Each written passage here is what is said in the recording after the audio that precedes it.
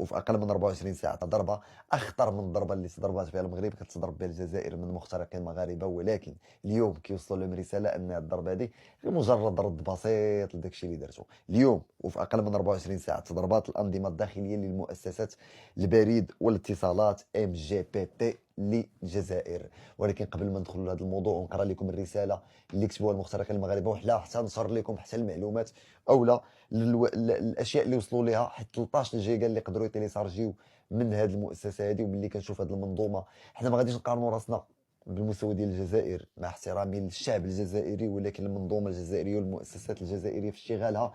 اليوم ملي كنشوفوا هذا الفيديو هذا،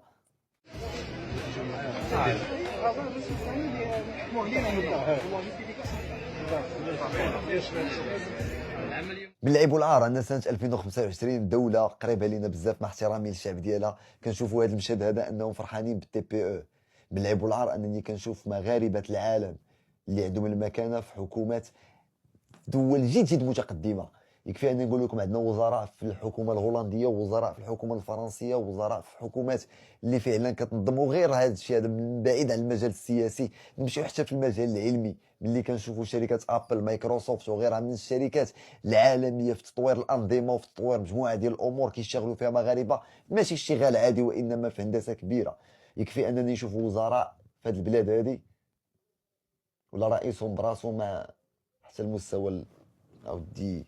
المخترقين المغاربه قدروا انهم يوصلوا الاختراق ديال الانظمه الداخليه لمؤسسات العامه للبريد والاتصالات، المختصر ديال الام جي بي تي، واللي هي اللي تمكنوا من استخراج ديال 13 جيجا ديال المعلومات ووثائق سريه فيها بيانات شخصيه ووثائق استراتيجيه بالغه الحساسيه.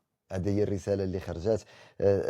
تمكنوا ايضا من الوصول الى وثائق داخليه تابعه لوزاره الشغل الجزائري تكشف من خلال بنيوي سوء تسيير داخل مؤسسات الدوله. يعني مساله ديال هاد المنظومه هذه ديال الجزائر اللي تقدر تهضر وكذا. انا عارف راسي ما غاديش نحتاج ان حتى تسربوا وثائق من الجزائر بحال هادو اللي كتشوفوا قدامكم دابا باش نعرف انني انا راه الجزائر انا تطورت عليها ولا هذه لا. انا ما كنبغيش ندخل كاع في هذه المزايدات ولا في هذا النقاش، وانما هذا الرد هذا كيقول لك ان المخترقين المغاربه انه اعتبروا استعراضا للقوه ادى الى تفجير اكبر عمليه. وكذلك الى الحكومه الجزائريه وصلوا لها واحد الرساله: نحن نراقب، نحن قادرون، اي استفزاز مستقبلي سيقابل برد دقيق وغير متناسب. يعني اي رد جاء من طرف هاد لي هاكرز الجزائريين غادي يشوفوا رد من طرف لي هاكرز المغاربه اقوى بكثير. الصحراء المغربيه ليست محل نقاش، ستبقى تحت السياده المغربيه كاملا، لن يتنازل المغرب على شبر واحد